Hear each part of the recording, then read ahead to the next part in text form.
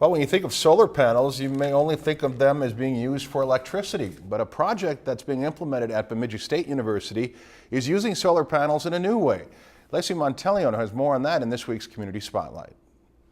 Solar panels are not a new development, but the way these panels are being used is. It does use the sun's energy, but it uses the sun's energy to create heat.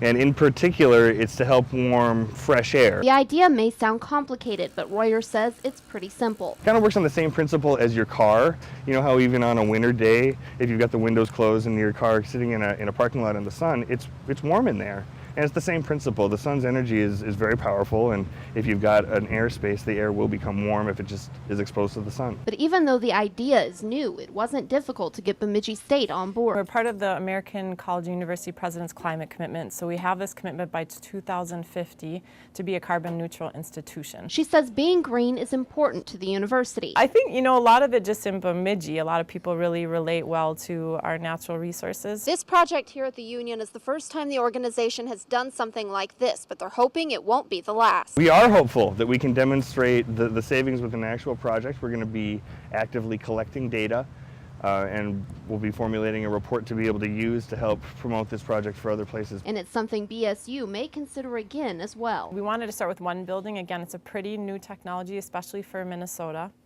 And we really want to take a look at this project and try to decide if there is potential for future buildings, and then how we'll obtain the funding to do that. Lacey Monteleone, Lakeland News. The solar panel project should be completed next month, and as we told you on Friday night, that is Lacey Monteleone's last story with us now. Lacey has moved on to a new job in Springfield, Missouri, and we wish her well. She did a great job for us. Wonderful to have her on the newsroom, really hard worker for us, and provided a lot of great stories I'm sure you all enjoyed. So we wish her well at her new job. If you've enjoyed this segment of Lakeland News, please consider making a tax-deductible contribution to Lakeland Public Television.